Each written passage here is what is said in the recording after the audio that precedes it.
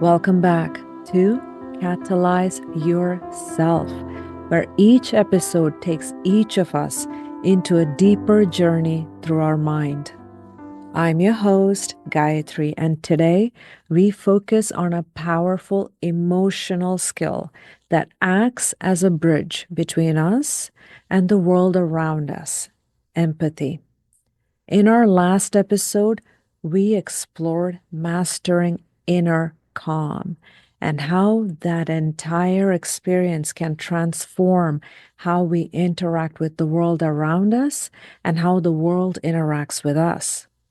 Today, extend that awareness outward to understand and connect with the emotions and perspectives of others. Empathy isn't just about feeling what others feel. It is about how you go about utilizing that knowledge and understanding to forge stronger bonds and make more compassionate decisions. Empathy is an ability that utilizes both our cognition, our brain, and our emotions, our heart, and of course, all the nervous systems associated with both, to transform our interactions and lead to more meaningful connections in any part of our lives. It could be personal or professional. So, if you're ready to discover how empathy can be your strength in both the quiet moments and the challenging ones, stay with me. This episode might just change the way you see and interact with the world.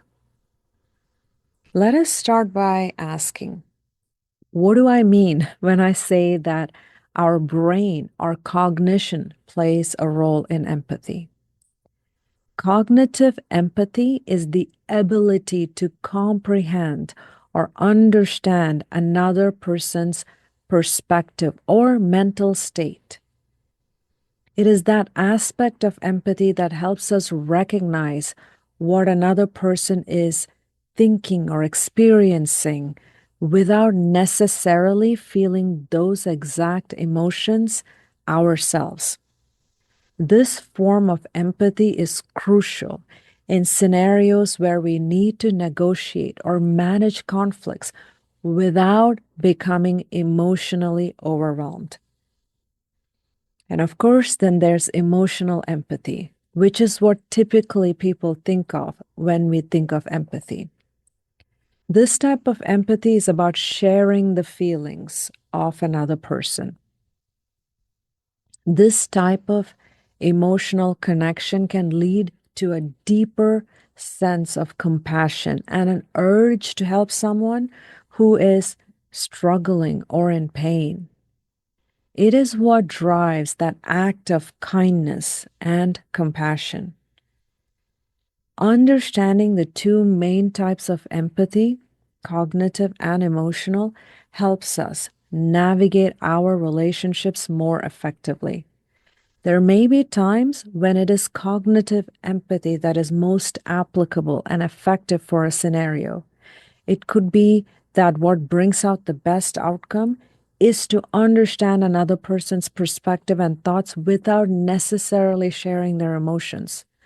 On the other hand, there may be completely different scenarios we face where emotional empathy is needed and we are called to share the feelings of another, which can deepen personal connections and build genuine understanding and support in close relationships. Knowing when to utilize what type of empathy can enhance how we interact with others.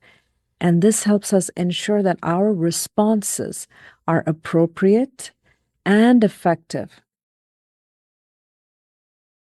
Taking this even further, empathy is an ability that you can learn and develop. And in this way, it can also be seen as a skill and a mindset. As a skill, it involves specific abilities that can be learned and developed, such as active listening and emotional regulation. These skills enable us to engage more effectively in empathetic behaviors. And you can see what this will all result in. It will result in enhancing our relationships and our ability to support others. As a mindset, empathy involves a broader, more ingrained approach to how we view and interact with others. It will include attitudes of openness, curiosity, and genuine concern for others' experiences and perspectives. If we were to adopt an empathetic mindset, it will influence our overall behavior and interactions in a daily basis, not just in specific scenarios where emotional understanding is necessary or required. Understanding empathy as both a skill and a mindset opens up avenues for us to cultivate and enhance this absolute critical ability. But to fully appreciate why nurturing empathy is so beneficial, we also should look at it from a psychological and from the body physiological impact also. Psychologically, empathy plays a pivotal role in bonding with other humans, social bonding. It allows us to form and maintain relationships that are not only meaningful, but also supportive. The ability to empathize with others contributes to our emotional resilience, and it helps us navigate the complexities of human emotions and interactions with grace. This is essential not just in personal settings, absolutely in professional environments where understanding and collaboration are key to success. Now, from a physiological standpoint, when we engage in empathetic interactions, it influences our body in profound ways. When we connect with someone else's emotions, our brain releases oxytocin. This is the exact same hormone that is very often referred to as the love hormone. This hormone not only helps us in bonding, it makes us feel happy and content, and also plays a role in reducing cortisol and reducing stress, which is so important and beneficial for our long-term health. These physiological and psychological benefits show us that empathy isn't just about feeling good in the moment. It is about building a foundation for healthier, more satisfying, more effective, and more productive lives. And one place this can play out for us is absolutely in our personal relationships. In personal relationships, empathy acts as a crucial bridge between individuals. It helps us see beyond our perspectives and connect with others on an emotional level. This deeper understanding improves communication because it encourages us to respond not just to the words being said, but to the emotions and intentions behind them. Let me share a personal experience where I experienced the impact of consciously applying empathy grounded in mindfulness. A few years ago, I encountered a potential conflict with a friend of mine. It was one of those scenarios where misunderstandings could easily escalate and damage the overarching dynamics and future of that friendship. However, having long practiced empathy and mindfulness, I approached the situation from a place of calm and understanding. Instead of reacting immediately to what I initially perceived as confrontational, I paused. This moment of mindfulness allowed me to manage my initial emotional responses and approach the conversation with a clear, calm mind. I invited my friend to share more about her feelings, and I actively listened without judgment and without interruption. This approach not only helped de escalate the situation, it also opened up a dialogue that was deeply rooted in mutual respect and understanding. By me expressing genuine interest in her perspective and acknowledging her emotions, we were able to navigate through this misunderstanding with empathy and clarity. This not only resolved the potential conflict, it also strengthened our relationship and it reinforced trust and openness between us. When my friend and I reflected on this later, being a friend of mine means practicing mindfulness with me. We both recognized how much this experience reinforced for me and for her the importance of empathy and its role in maintaining and deepening connections. It's about putting into practice what we know about emotional understanding and being mindful of our reactions. When we respond with empathy, informed by mindful pause, we are now creating space for a more meaningful interaction that can transform relationships. Now let's move to the workplace.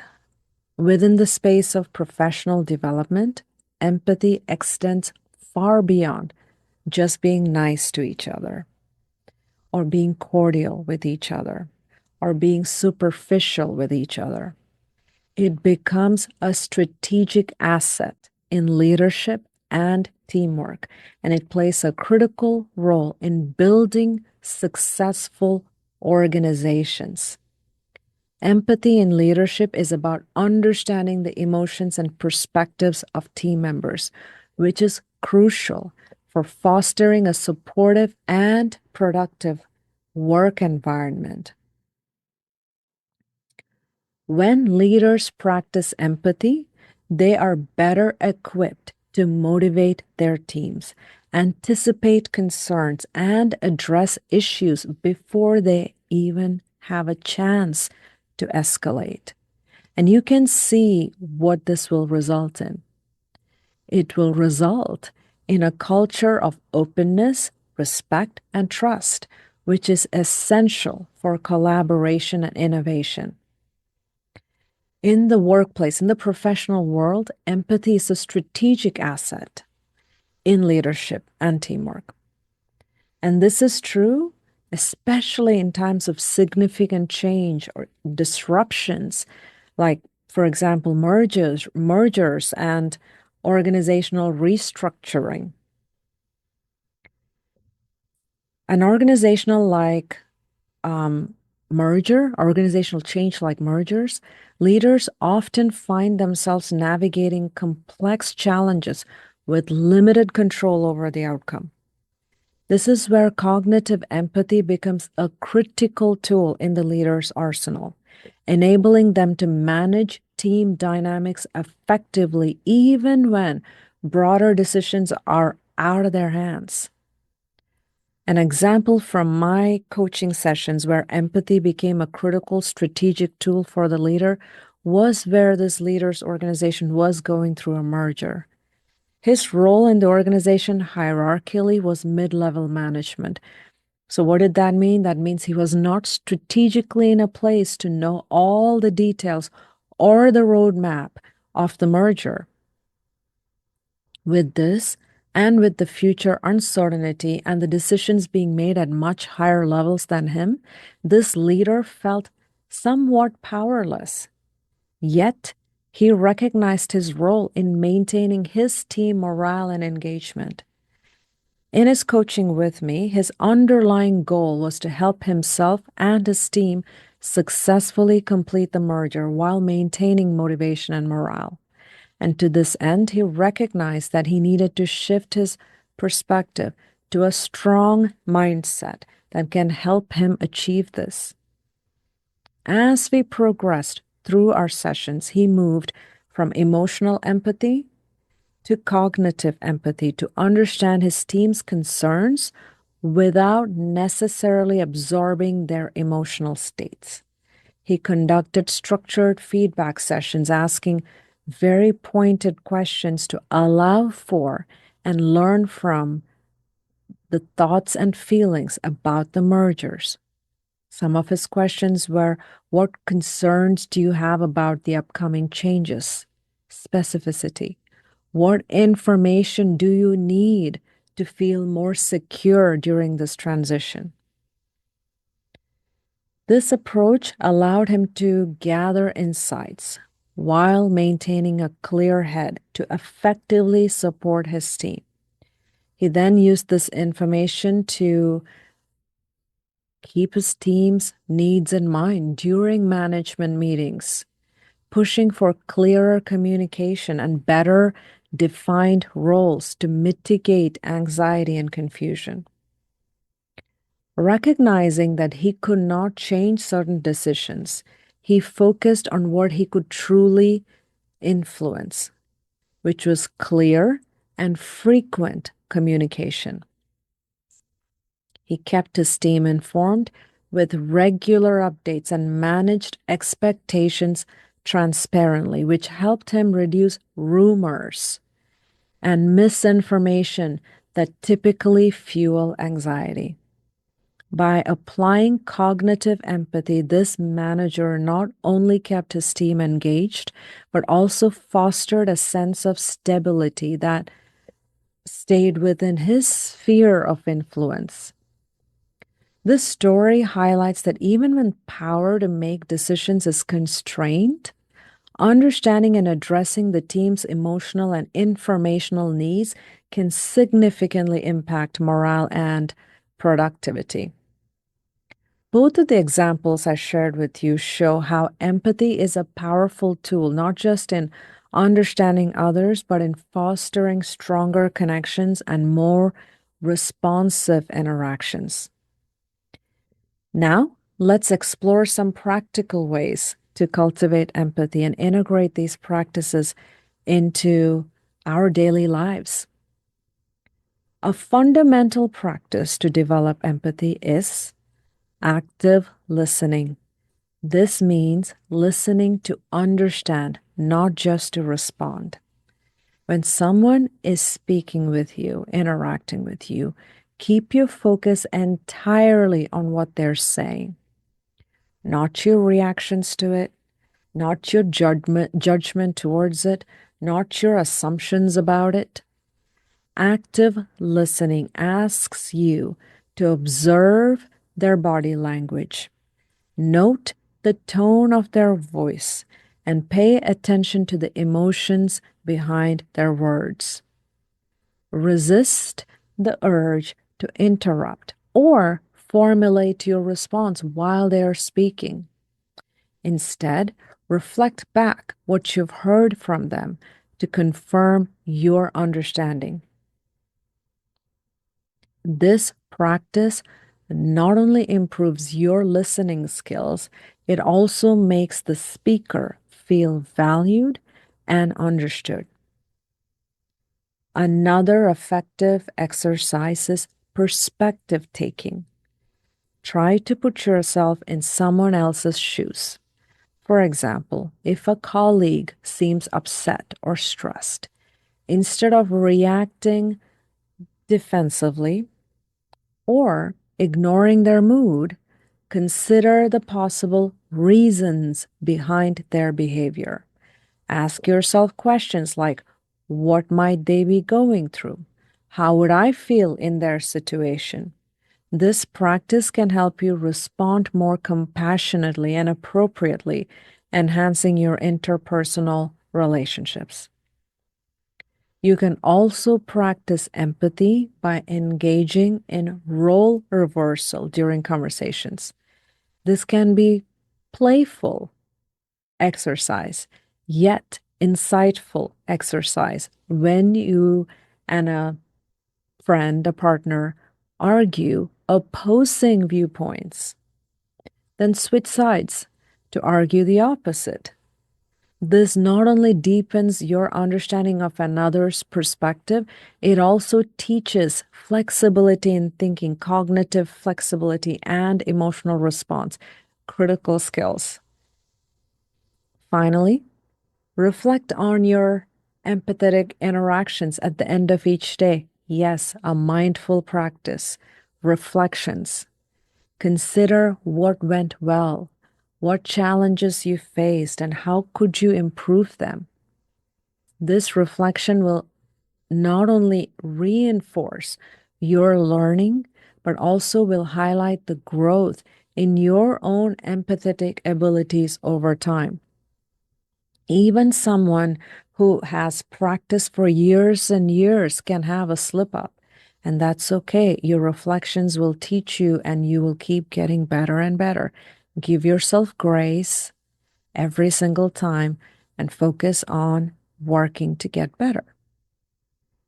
Okay, now it's time to wrap up today's exploration of empathy.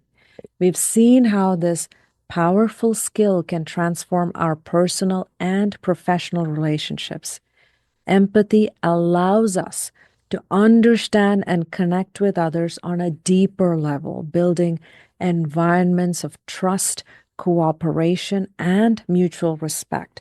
It improves our ability to communicate effectively, manage conflicts, and lead with compassion. By stepping into someone else's shoes, we not only can help ease their burden, but we can also enrich our own lives, gaining insights and perspectives that broaden our understanding of just the human experience. Now, I want to encourage each of you to take what we've discussed today and apply it in a concrete way in your daily lives. Choose one empathy enhancing practice. It could be active listening, it could be perspective taking, or it could be where you take on a role reversal exercise and then commit to using it in your daily interactions. Notice the changes, not only in how you are responding, but how others are responding to you, and also how you are perceiving and experiencing these interactions. And to take that even further, I want to encourage you to reflect on a recent interaction in your life. Think about a moment where empathy could have changed the outcome. Was cognitive or emotional empathy that was most needed in that scenario? How could empathy have altered the dynamics of that situation? And then share your reflections with us, and let's discuss how these insights can transform our approach to empathy. By actively engaging in such reflections, we are not only deepening our own understanding of empathy, we are also enhancing our ability to apply it meaningfully in our lives. And next week, we will dive into another crucial aspect of our emotional toolkit in episode 7, harnessing emotional energy. We will explore how managing and challenging our emotional energies can empower us not just to survive, but thrive in our daily interactions and challenges. It is a continuation of our journey into mastering our emotions and our mind. And I'm excited to share more insights and strategies with you. Thank you for joining me today on Catalyze Yourself. I'm Gayatri, and it has been a pleasure walking with each of you through the world of empathy. Until next time, keep practicing, keep learning, and continue to embrace the strength that empathy brings into your life.